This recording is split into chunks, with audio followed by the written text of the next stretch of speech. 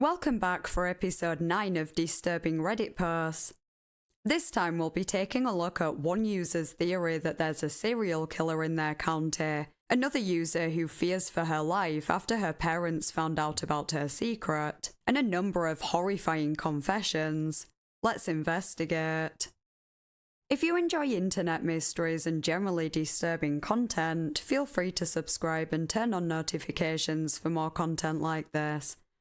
If you're interested in supporting the channel, you can become a Ko-fi member or a channel member to gain access to uncut videos and other perks, or you can leave me a tip by clicking the thanks under this video. Thanks to anyone who considers this.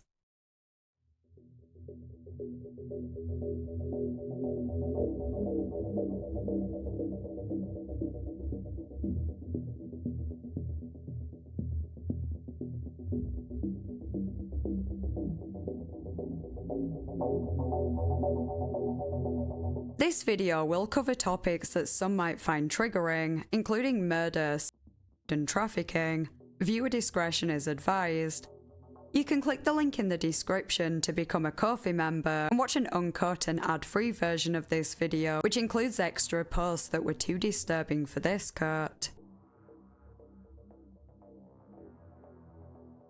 Around 3 months ago, there was a post on the Reddit Bureau of Investigation titled, "I'm pretty sure there's a serial killer in my tiny county." It read, "Okay, so as the title says, I'm pretty sure there's a serial killer in little tiny Berkshire County, Massachusetts.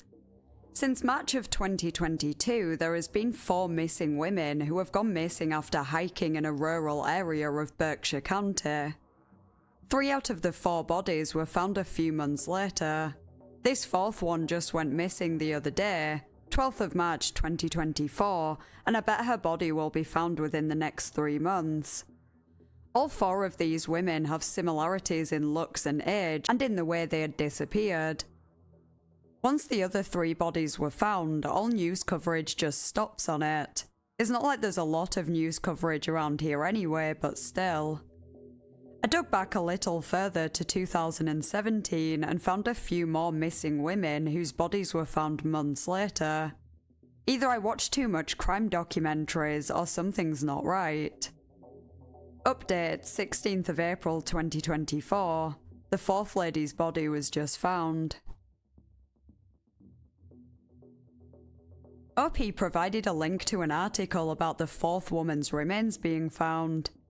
Her name was Faye Barbone. She was 40 years old and she had been missing since the 7th of March 2024. She was last seen in Williamstown, and on the day of her disappearance she had an interaction with a police officer, though the reason for that was not revealed. On the 19th of March, her car was found in a remote area nearby where she spoke to the police officer. This was an area where people go hiking, so it looked like Faye might have planned to do the same and perhaps got lost or injured on the Taconic Crest Trail. Despite extensive searches, her body wasn't found until the 16th of April. As far as I can tell, her cause of death has not been announced, but it doesn't look like police are treating it as suspicious. OP didn't give any details on the other 3 women they mentioned in the post, but I found some articles on women who went missing in the Berkshire County area and were later found dead. One was 42-year-old Megan Marone, who went missing from Lee on 29th of March 2022. She worked at a school in New York but was on paid leave at the time. She had decided to go away for a few days and checked into a hotel in Stockbridge, Massachusetts on the 24th of March.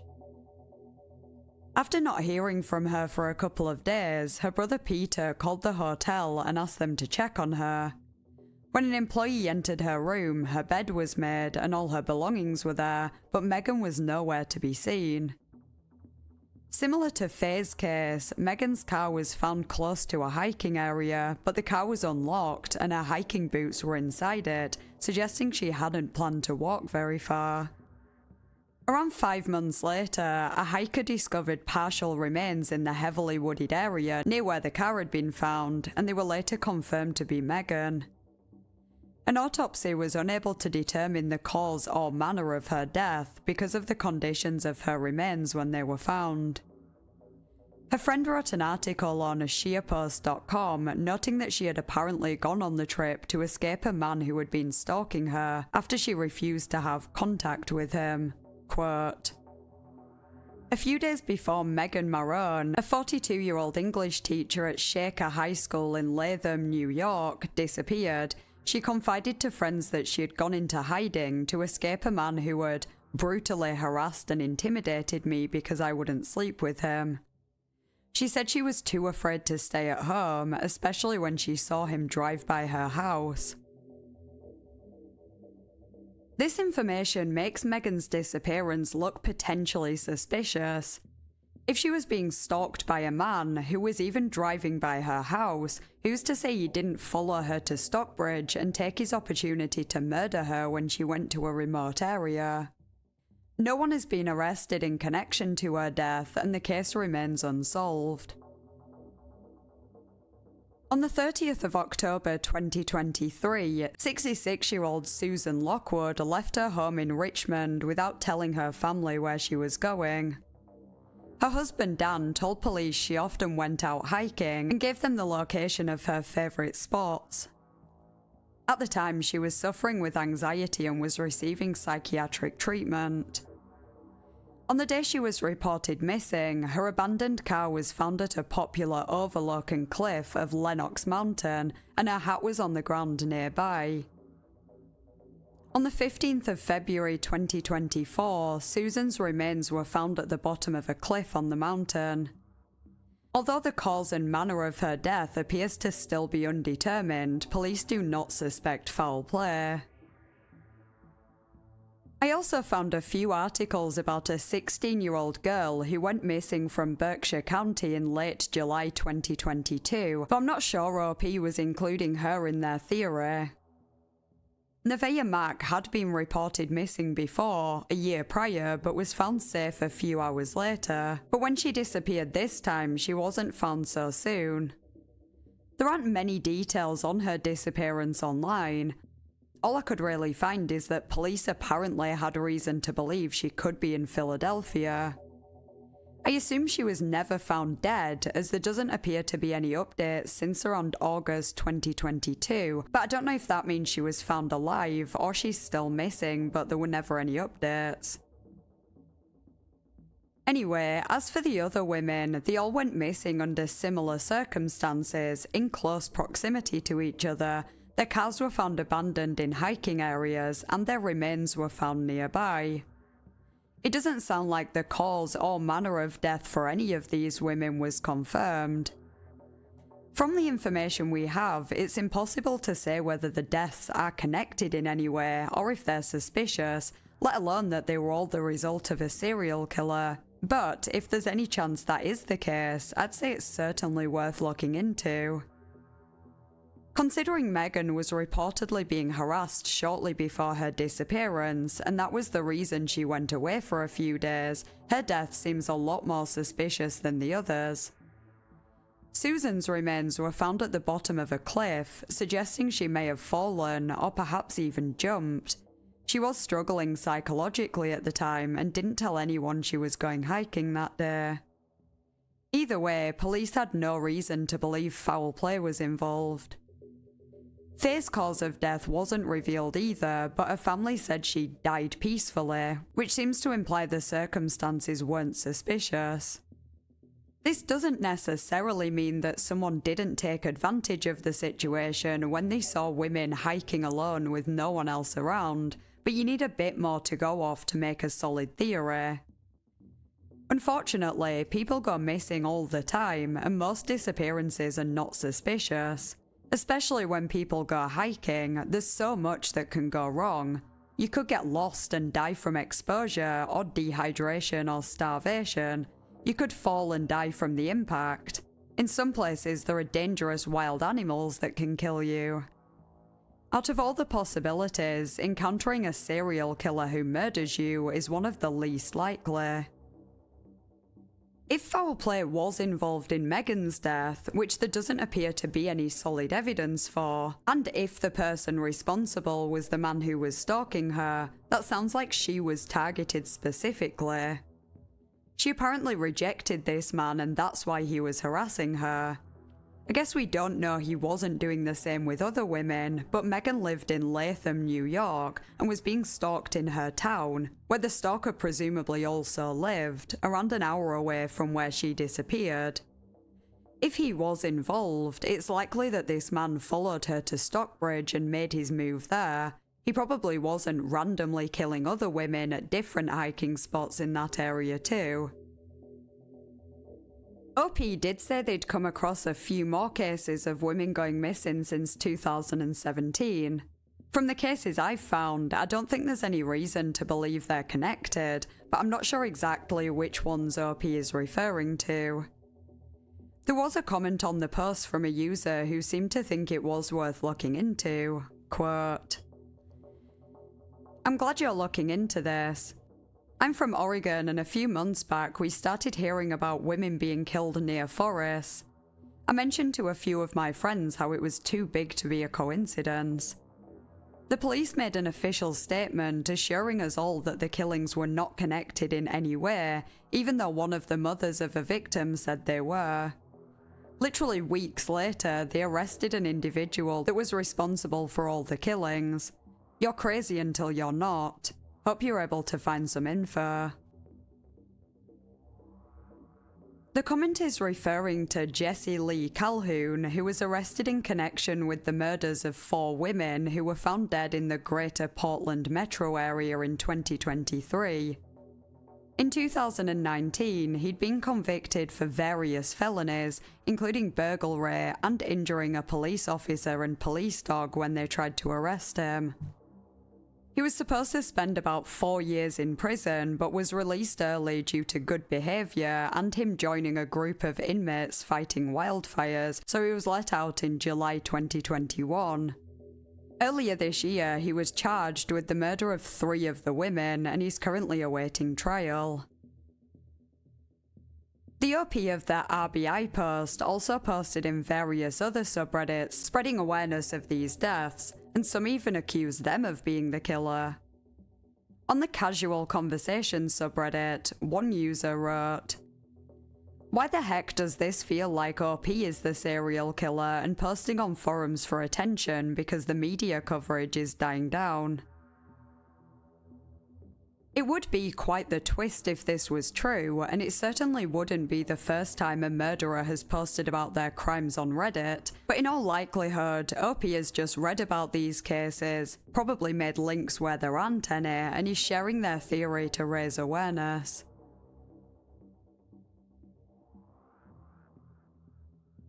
"7 months ago, there was a post on the ex-Muslim subreddit titled, 'Please help, parents making me go back to Saudi Arabia. I might die.' The post read, I'm a 16-year-old girl from Saudi Arabia. Our family came to live here in the US for a year so far, but we are not citizens. My daddy's moving us back in 1 month. I have loved this country so much ever since coming here. I had no freedom back in Saudi. I couldn't go out, could rarely see friends, had to stay in burqa, etc. Once I saw the way people live in the West, I promised myself I would do everything I could to have this kind of life. I don't believe in Islam anymore. I'm a secular person and I just want to be my own woman. Now I am devastated and broken. My chance of having that dream is now gone. My parents stole my phone and looked through my texts. They found out I had been texting with a boy from school and that we had exchanged pictures of our bodies. Yes, I'm ashamed. And that we have one time had sex, etc. My dad beat me, and my mum screamed at me about how I'm going to hell, terrible things like that. We were already moving back in a few weeks, and they said that once I am back in Saudi Arabia, I can never able to leave the country again. They will find a husband for me, and because of the guardian system, I can't go anywhere on my own. I am terrified because in Saudi there is a death penalty for adultery, So if word gets out, maybe something very bad happens to me. I'm so scared. Now my parents make me stay in my room all day. No phone, no going out, only come down for food. My grandpa is staying with us, and he and my mum are always in the house, so I can't escape. They say I will be trapped here until the day we go to the airport. I am so scared, I don't know what to do. The only one I can trust is my younger brother, 12 years old, who's still going to school. He is on my side, and maybe he could help or contact someone for me, but I don't want to get him in trouble because maybe my parents will do something bad to him, beat him, etc. I am able to make this post because I have an old iPhone of my dad's. He doesn't know I have it. There is no service, only I'm connected to Wi-Fi. If anyone finds it, they will take it away and I will be truly alone. I have to be careful. Someone please tell me what I can do. I don't know what to do. I don't want to go back to Saudi. I want to escape, but I don't know how, or even if I have any right to stay since I'm underage and I'm not a citizen. Please help me if you can, I am begging you. I am so scared. This post is absolutely heartbreaking, and I'm really worried for this poor girl. There are many good people in the world who are religious, be they Muslim or any other religion, but you are not a good person if you beat your 16-year-old daughter after finding out she was involved with a boy because your religion condemns it. There is literally no excuse for that. I don't know a lot about Saudi Arabia, and honestly it's not my place to tell people how they should live their lives. Everyone should have the freedom to decide for themselves if they want to be religious, and if so, which religion they want to follow. If you want to wear a burqa and adhere to the strict rules of your religion to a T, then that's your choice. But it makes me really sad to think that there are many people, like the OP of this post, that don't have that choice. She said she doesn't believe in Islam anymore, and she clearly doesn't want to live in a country where these beliefs and practices are forced on her, and that's really wrong. If she was beaten and berated by her parents when they found out about the boy at school, I dread to think what would happen if she told them she is no longer Muslim. I really can't even imagine how terrifying it must be to know you're being forced to return to a country where you have significantly less rights as a woman, and your parents are going to force you to get married and you can't even go anywhere on your own. Not to mention OP's concern about the death penalty if word gets out about what she's done. Reading this post made me so grateful to live in a country where we have the freedom to live the life we want as long as we're not harming anyone else. I just really wish everyone in the world had that same level of freedom. The top comment on the post read, "If you are forced to go to the airport, put silverware in your underwear. When you set off the metal detector, they will take you aside to search and talk to you.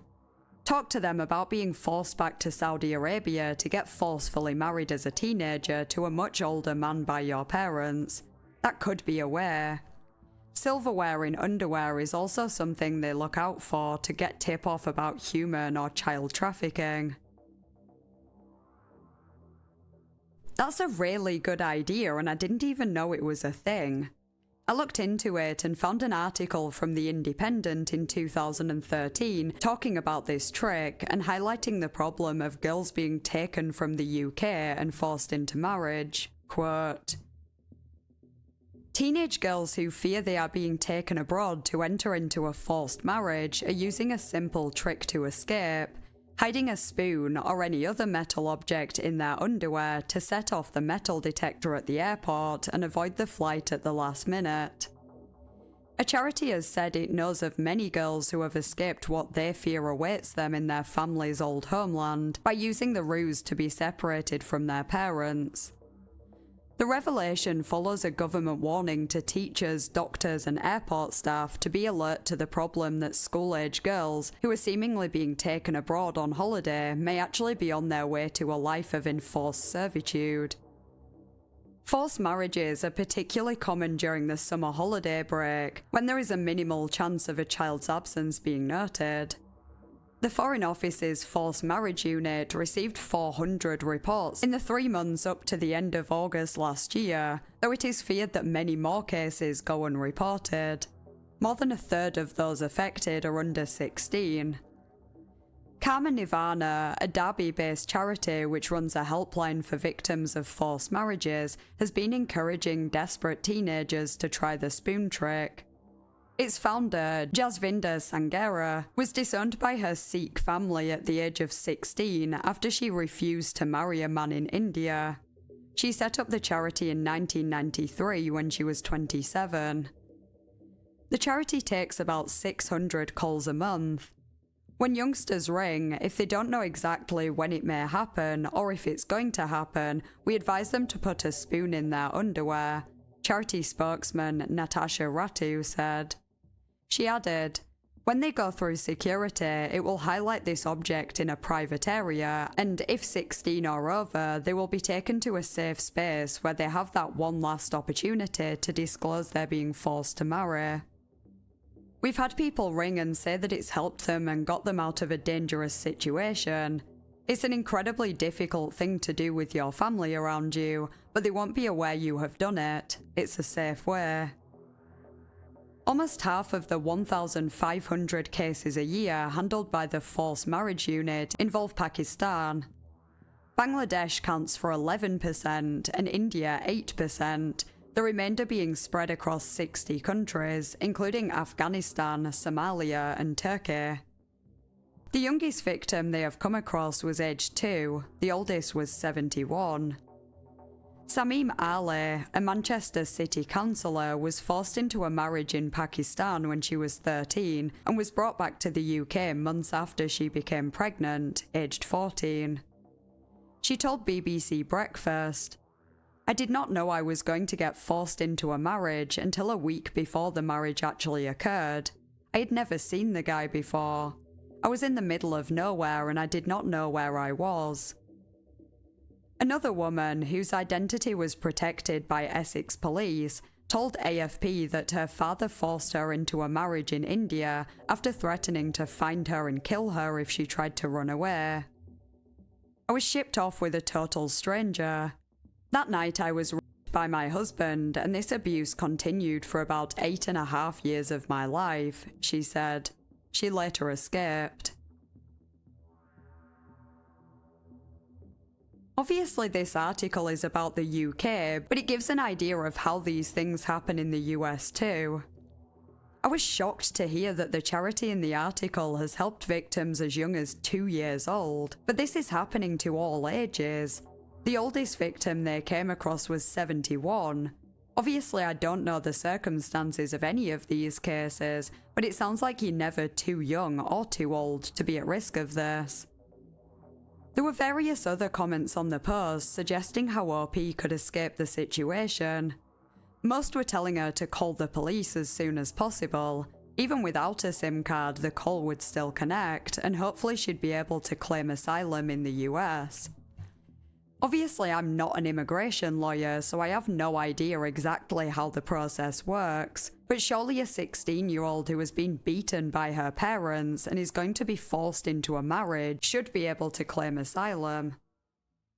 The post was from 7 years ago. OP's account has since been suspended, and I haven't come across any updates, so I have no idea what happened to her.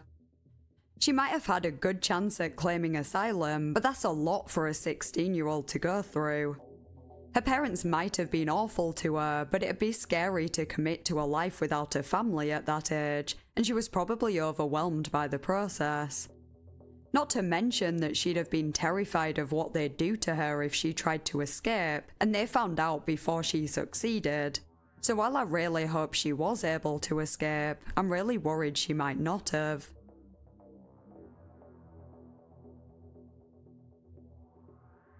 12 years ago, there was an Ask Reddit thread titled, "Throwaway time. What's your secret that could literally ruin your life if it came out?" There have been many similar posts on this subreddit over the years, and the comments always contain some pretty horrific confessions, so I'll end this video with a few examples. I know this thread is most likely dead now, but I used to a lot. And when I was 10, I had a technique where I'd let off a load into a sock, then wash it and quickly dry it. Now I couldn't leave it hanging outside or use a dryer, otherwise my family would have seen it and probably smell it or whatnot. So I'd put it inside my gas heater unit.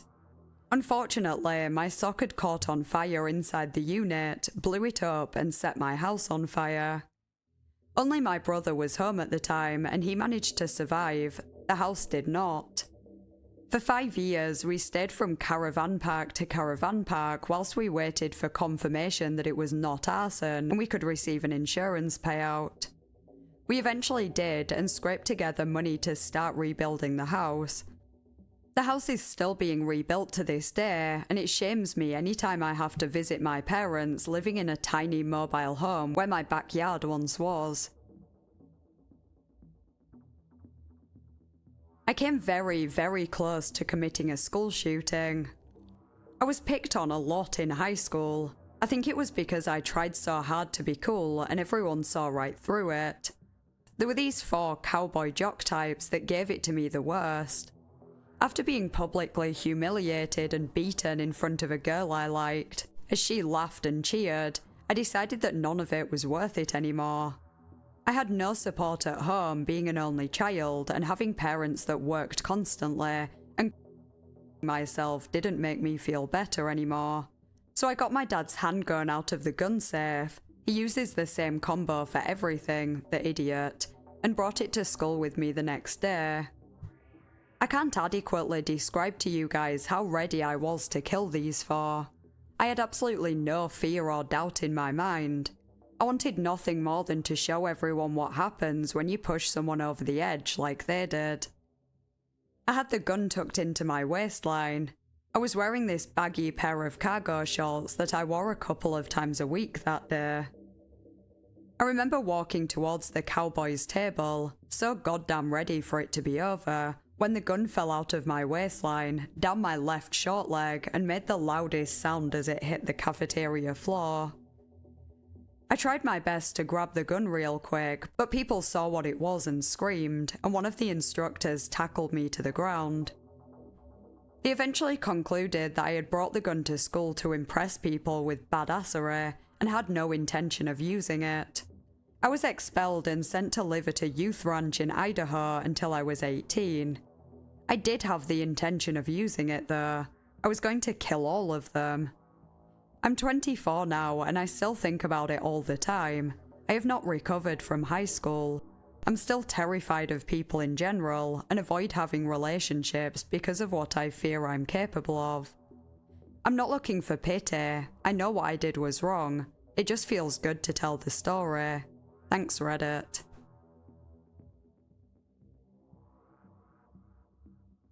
I killed a guy and made it look like a... It was a Friday, and on Fridays it is my turn to pick up my daughter from school. I got there and I waited outside the school. She was late, and that was normal. She usually was talking to some friends or something. So I waited. I didn't want to interrupt, not to mention traffic for leaving the school is terrible, so waiting wasn't a big issue for me. I sent her a text telling her I was in the parking lot and to come out when she is ready.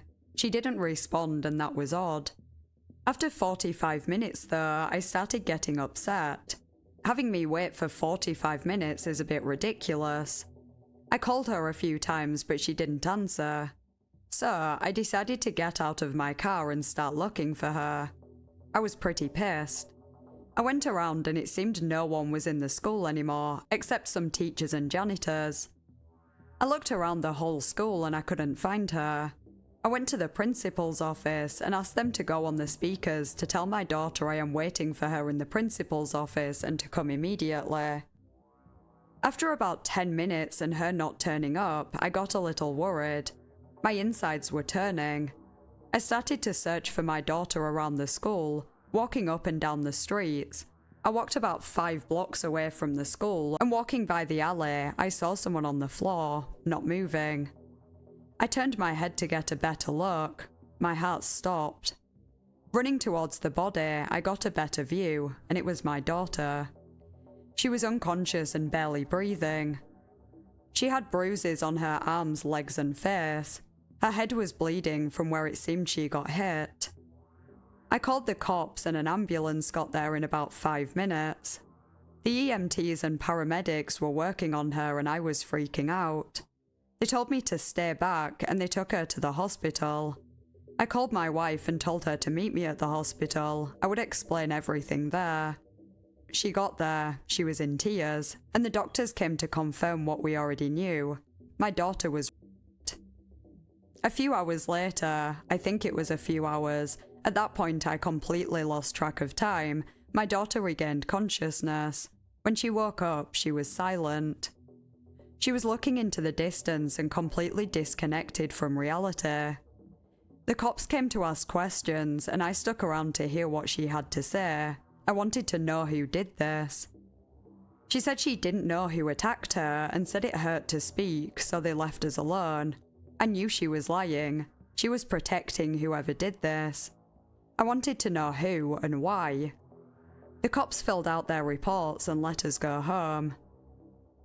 My daughter wasn't the same. She was quiet and distant. She would always be a warm and friendly girl and would talk your ear off if you gave her the opportunity, an indulgence I frequently let her cultivate.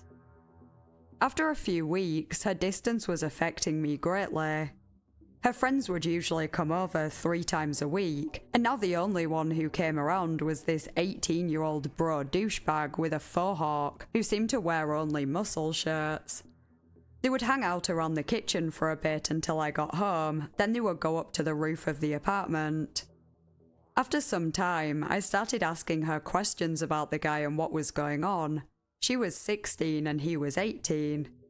This loser needs to ask me to date my daughter so I can formally reject him for her. She said she didn't like him, but I didn't believe her. I kept pressing the issue, but she kept quiet. On Saturday night, my wife and daughter would usually go shopping. I took this opportunity to go into her room and read her diary. I found out the worst news possible. Douchebag McBrochin was actually the guy who raped my daughter. I was shocked that she was still hanging out with the guy. She wrote about some connection she had with him. I guess she wanted to be close to the guy she lost her to. I was furious. She said in the diary that he was sorry for what he did and that he was feeling depressed. She wanted to comfort him. I didn't tell my wife or my daughter about what I had found out, and I still let him see my daughter. They still went up to the roof when I showed up. This went on for a few more weeks. Saturday night, my daughter and wife were out shopping. Douchebag Brosidung came over to see my daughter. When I answered the door, he said hello and asked me if my daughter was home. I told him she wasn't. I invited him into my house and started asking him questions. It turned out he lived in the apartment complex as well, a couple floors above mine. After our conversation, I told him he could wait on the roof. I'd let my daughter know he was up there and to go see him. He complied. After about 10 minutes, the rage filled back up in my heart. I went up to the roof and saw him up there. He turned around and saw me. He was a bit surprised. He seemed to have noticed the fury in my face because he began to look worried. I walked up to him and I told him, "I know what you did to my daughter." His eyes got watery and he said sorry. The fury raged inside me and I rushed him, grabbed him, and threw him off the roof. Afterwards, I quickly went down the stairs and back into my apartment. The cops showed up 30 minutes later and started asking everyone questions. They asked me if I knew him and I told him I did, said he was a friend of my daughter's. When she got home, they questioned her and she said he was very depressed. Eventually they ruled it as a suicide. I haven't told anyone what I did. My military career has been the bane of my existence and biggest regret of my life. A part of my life that in large part has been kept from my wife and has made me feel extremely undeserving of my family and daughter, making it very difficult for me to have a relationship with her. I served 4 years as active duty army in a combat career field. I enlisted fresh out of high school with the motivation of a family legacy behind me and a strong desire to follow in my father's footsteps and to do what I felt a noble thing. At the time, I didn't entirely see it for what it was. In my 4 years, I served 2 tours overseas, one to Afghanistan and my second to Iraq. I found myself stupid to the ways of the world. 19 years old in the middle of a place not quite like hell, but you could certainly see it from there, wondering what I'd gotten myself into. In a moment where my unit had stopped briefly to survey and secure an area, a child approached our vehicles. Not uncommon, as we were frequently greeted by children who wanted MREs, candy, etc. But this time, the child, approximately 6 to 8 years in age, approached alone, and with that SFC screaming across me, I'm standing between him and the child, not giving him a safe line of fire to shoot him. I, at the time not more than a child myself, I still tell everyone I'm a grown-ass kid, could not fathom or understand why I needed to shoot this child. It just didn't calculate. In the time I hesitated, he was able to throw a grenade into one of our vehicles, severely injuring 3 of my unit, and breaking my hesitation and momentary daze. I shot him. I was told by other superiors I did what was expected and required of me, but just moments too late. To this day I see his face. I have nightmares frequently of that place, and at times wake up with the same feelings stinging of the sun beating down on me, and the smell of that place all too real. However, most of my nightmares are of that child. I've told my wife none of this. She knows I served in the army, but that's mostly all she knows of it. I never told her of my deployments, and plan never to do so for fear of what she'll think of me when I already think myself a monster. When my wife told me she was pregnant, it was the happiest I'd ever been in my life. And 9 months later, when I first held my daughter, I did not feel overwhelmed with joy. I was racked with grief and guilt and this undeserving feeling. When I hold her, I know I should have no place in her life, nor know the joy of being a father, because I've taken that from another, and can't justify to myself that I should be blessed with her after having taken someone else's son from them. To have and enjoy a feeling that I've robbed someone else of breaks my heart and makes me frequently think I'd be better to her as a life insurance policy than a father.